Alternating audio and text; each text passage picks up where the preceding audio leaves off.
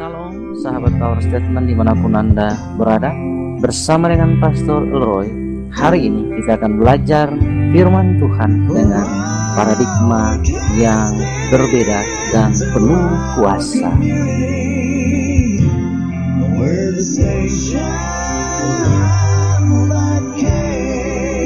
Music Radio Creator. Kami butuhkan sentuhan tanganmu, kami tak dapat jalan sendiri, kami perlu Kau Tuhan, kami perlu Kau, kami perlu Kau, kami perlu Kau Tuhan. Kepada petugas hapuskan.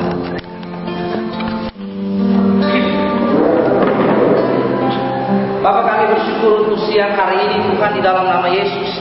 Kami ada di tempat ini bersama-sama dengan saudara kekasih kami dan semua kami yang ada di tempat ini. Bapa, kami berdoa Tuhan, kami mau meneguhkan satu dengan yang lain dan menghibur satu dengan yang lain.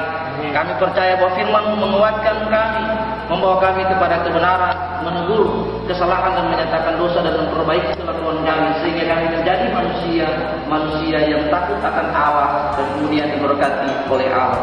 Mendengarkan suara-Mu bagi kami di siang hari ini Tuhan, di dalam nama Yesus kami siap untuk mendengar. Haleluya, amin. Mazmur 91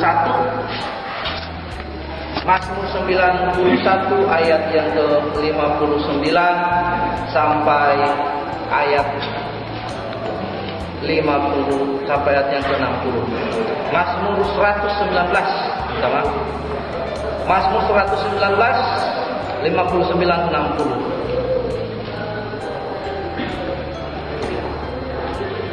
Mazmur 119 ayat 59. Yang sudah dapat boleh berkata amin dan kita baca. Amin. Nah, biar kita semua ada giliran baca, kita mulai saja dari ayat yang ke-59 sampai ayat yang ke-72. Aku memikirkan jalan-jalan hidupku dan melangkahkan kakiku menuju peringatan-peringatan.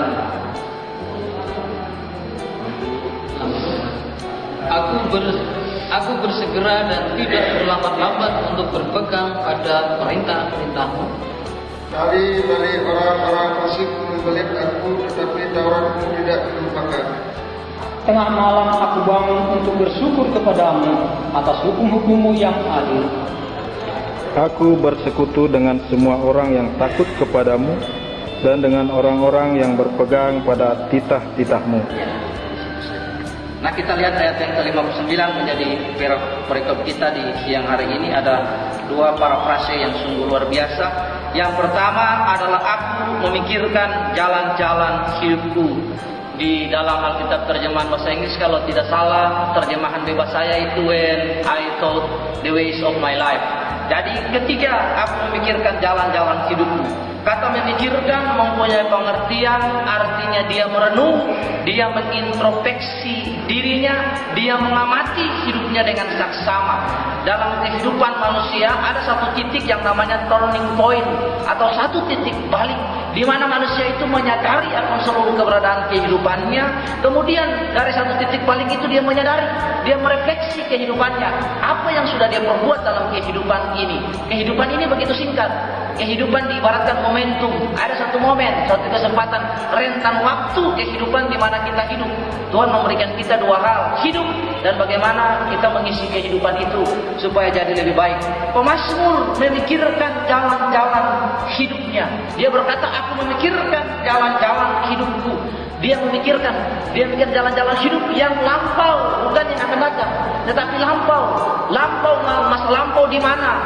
Jalan-jalan hidupnya, apakah dia sudah berjalan dengan Tuhan, dia sedang berjalan dengan Tuhan, sedang bersama Tuhan, atau di luar Tuhan. Pemazmur memikirkan jalan-jalan. Dia merenung, dia berpikir bagaimana dia berjalan. Apakah hidupnya selama ini dia sudah konsentrasi pada Tuhan, dia sudah ada di jalan Tuhan, atau keluar kehendak Tuhan. Lalu setelah dia merenung, dia memikir jalan-jalan hidupnya, tibalah pada satu momen, satu kesempatan keputusan. Dia membuat suatu decision. Setelah dia membuat suatu keputusan, dari kesimpulan dari hidupnya, lalu pada ayat berikutnya dia bilang, aku melangkahkan kakiku menuju peringatan-peringatanmu. Ini sungguh luar biasa. Pemazmur menyadari keberadaan hidupnya. Ini berbicara tentang Raja Daud. Kita lihat Daud sejak masa mudanya, Daud memflashback seluruh kehidupannya. Dari awal ketika dia menjadi gembala, kemudian dia terlibat dalam peperangan, dia menjadi pelayan Raja Saul sampai akhirnya dia menjadi raja dan dia terlibat dengan perzinahan dengan Batseba, dia minta ampun seluruh hidupnya. Dia menyadari, dia memflashback seluruh kehidupan hidupnya. Setelah itu baru dia berkata, dan aku melangkahkan kakiku menuju kehidupan, menuju peringatan-peringatanmu. Dia menyadari dalam hidup ini harus ada satu titik yang namanya turning point. Satu titik kilas balik di mana kita menyadari perbuatan Tuhan di masa lalu dan kemudian meyakini bahwa sampai hari ini dan masa yang akan datang Tuhan akan terus menyertai setiap saudara dan saya. Raja Daud turning point, mengkilas balik, merefresh back seluruh kehidupannya, lalu tibalah pada akhir satu kesimpulan kehidupan. Entah kesimpulan itu baik, entah kesimpulan itu buruk, tetapi pada ayat yang pada 59 bagian B, dengan satu kesimpulan dan suatu pernyataan yang luar biasa, dia berkata, dan melangkahkan kakiku menuju peringatan-peringatanmu.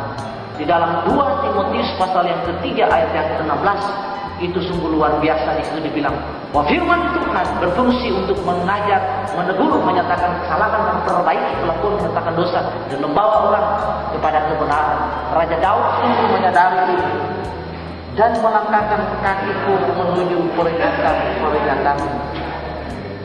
Ayat yang ke 191 dari Mazmur 19 meneguhkan pada ayat yang ke-59 bagian B.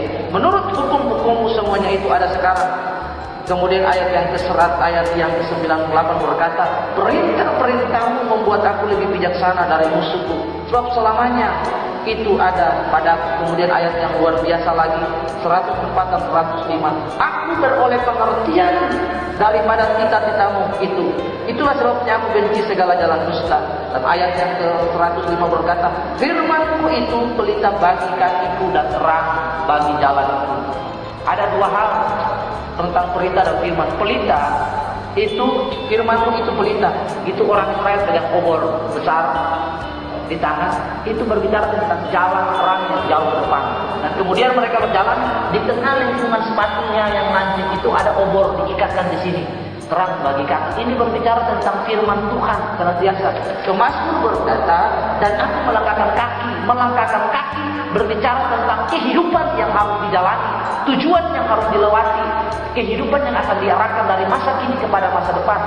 Kalau di luar Tuhan kita pasti binasa, tetapi di dalam Tuhan kita pasti kokoh. Ini dipertegas dengan Rasul Yohanes dalam Yohanes pasal yang ke-15 ayat yang ke-5 sampai yang ke-7. Barang siapa tinggal di dalam aku, dia bisa berbuah banyak, tetapi siapa yang tinggal di luar aku, dia tidak bisa berbuat apa-apa. Ternyata setelah Raja Daud menyadari, dia membuat kesimpulan, dia menyadari hidupnya, dia men-turning point hidupnya, ada satu titik balik, dia menyadari dan dia membuat kesimpulan bahwa hanya di dalam koridor Tuhan, hanya di dalam perintah-perintah dan peringatan-peringatan Tuhan dalam bentuk hukum Taurat, dalam bentuk firman, dalam bentuk wahyu Tuhan, itu yang bisa mengarahkan dia kepada jalan yang benar. Pada akhir masa kehidupan pemerintahan daripada Yosua memimpin bangsa Israel dalam Yosua pasal yang ke-24 ayat yang ke-15, dia mengajak orang Israel dan dia berkata, pilihlah pada hari ini engkau mengikuti Allah yang membawa engkau menuntun engkau dari tanah Mesir dan membawa engkau masuk kepada negeri madu dan susu, atau memilih kepada Allah negeri-negeri Baal yang telah engkau kalahkan. Dan bangsa Israel menjawab, ya, hanya kepada Tuhan Allah yang esa saja kami beribadah dan berbakti, dan kamilah saksi atas diri kami sendiri kepadanya dan kepada keturunan kami, hanya kepada Tuhan semesta alam kami beribadah dan berbakti. Nah, kalau kita lihat dari ayat ini dengan konteks masa kini, seperti begitu juga. Apakah kita sudah pernah flashback, turning point? Ada satu titik poin dalam kehidupan kita di mana kita berhenti sejenak, lalu kita berpikir ke depan. Kira-kira di tahun 2011 apa yang sudah saya lakukan? Kurang-kurangnya di mana? Lebih-lebihnya di mana? Apa yang saya harus perbaiki? Dia memikirkan jalan hidupnya. memikirkan jalan hidup masa kini, masa lalu, kepada dimensi masa kini apa yang dia harus berubah, dan kepada dimensi masa depan. Satu statement yang luar biasa daripada seorang motivator, bahwa apa yang kita buat hari ini itu menentukan apa yang akan kita hidupi di masa akan datang. Rasul Raja Daud dengan satu statement yang luar biasa, aku melangkahkan kakiku menuju peringatan-peringatanmu. Dalam hidup ini selalu harus ada tubuh peringatan. Manusia itu cenderung lupa. Orang Israel, kenapa saking orang Israel lupa? Dalam hidup mereka Tuhan selalu membuat mesbah, tubuh peringatan. Kenapa? Supaya mereka selalu ingat bahwa ini loh, di sini terjadi perbuatan-perbuatan Tuhan. Kalau kita lihat dari awal pertama, dari Abraham bertemu dengan Tuhan, Allah itu identik bergaul dengan manusia. Dan ketika dia bergaul intim dengan manusia, dia memperkenalkan dirinya dengan nama jenis yang baru. Ketika dia menyerahkan Isa di Gunung Moria, tidak ada domba, maka yang terjadi adalah Tuhan memberikan domba itu kepada Abraham. Lalu disitulah disebutkan namanya di Baik. Di situ jadi tubuh peringatan. Ketika Yakub bertemu dengan Tuhan di dunia, dibangun satu mesbah tubuh dinamai Tukniel. Ketika orang Israel dibebaskan dari orang Filistin, maka dibangunlah satu mesbah. Di situ dikatakan, di sini Tuhan membebaskan kita, maka dinamakan Ibn Aisyah. Itu yang terjadi dalam hidup kita, harus ada tubuh peringatan. Tubuh itu menandakan bahwa Tuhan pernah berbuat sesuatu yang baik dalam diri saya. Tuhan pernah melakukan perbuatan-perbuatan yang besar dalam diri saya. Hidup ini tanpa kita melangkahkan kaki kepada peringatan-peringatan Tuhan, maka hidup ini menjadi sia-sia. Dan melangkahkan kaki menuju peringatan-peringatan. Kaki berbicara tentang tujuan hidup, berbicara tentang kita melangkah, kemana kita akan pergi. Melangkahkan kaki. Kalau kita membawa seluruh kehidupan kita kepada peringatan-peringatan Tuhan, maka kita akan disebut orang-orang yang berbahagia. Mari kita merenungkan, kita flashback sama seperti pemazmur. Dia memikirkan jalan-jalan hidup. Elroy memikirkan jalan-jalan hidupnya. Lalu kemudian dia mengambil kesimpulan. Lalu dia terdekat, dia berkata, aku mengarahkan kakiku menuju peringatan-peringatan. Begitu juga dengan Pak Gede. Merefleksi kehidupan ini, apa yang sudah terjadi di waktu lalu, diperbaiki, dilihat poin-poin apa, masa kini apa yang harus saya perbuat untuk masa yang akan datang.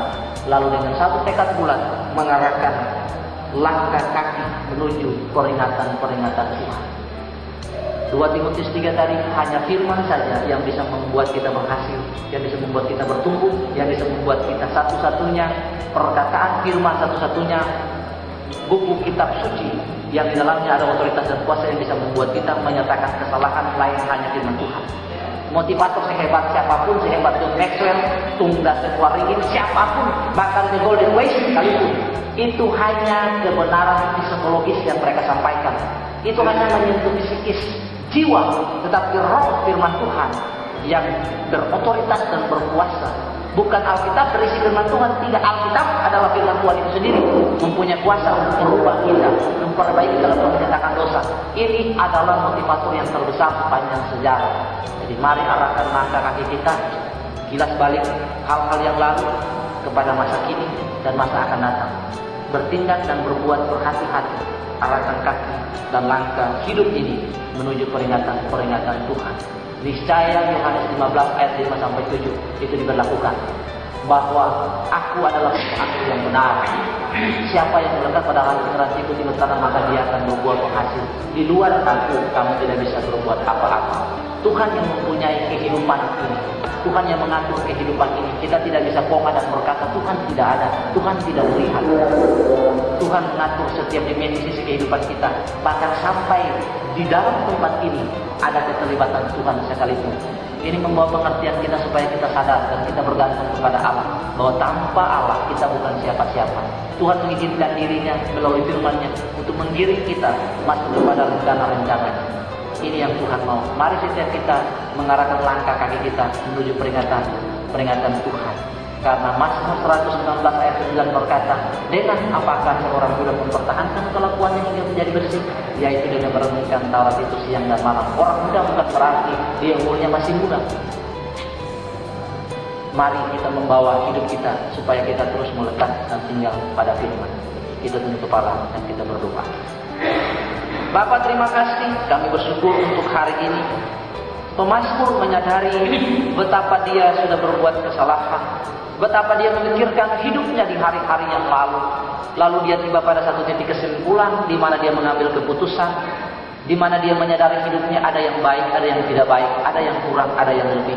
Lalu dengan suatu kesimpulan dia membuat keputusan, dia melangkahkan kaki menuju peringatan.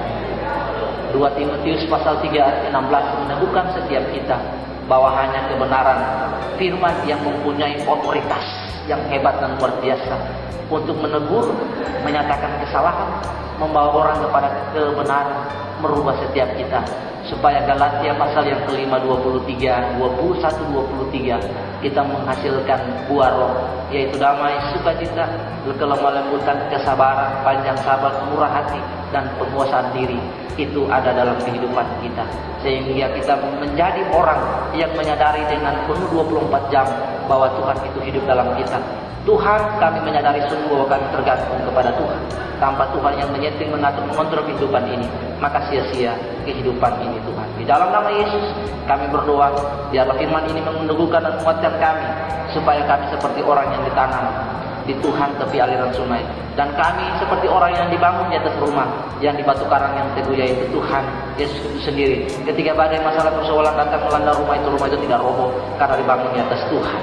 Di dalam nama Yesus kami berdoa, biarlah firman ini terus bereproduksi menjadi rema dalam hidup kami dan menghasilkan buah. Di dalam nama Yesus kami bersyukur. Haleluya. Amin. Pak Wayan, tolong pimpin kita di dalam doa syafaat, mengarahkan kita untuk memberkati bangsa, gereja, dan di tempat ini, dan juga Pak Gedis keluarga dan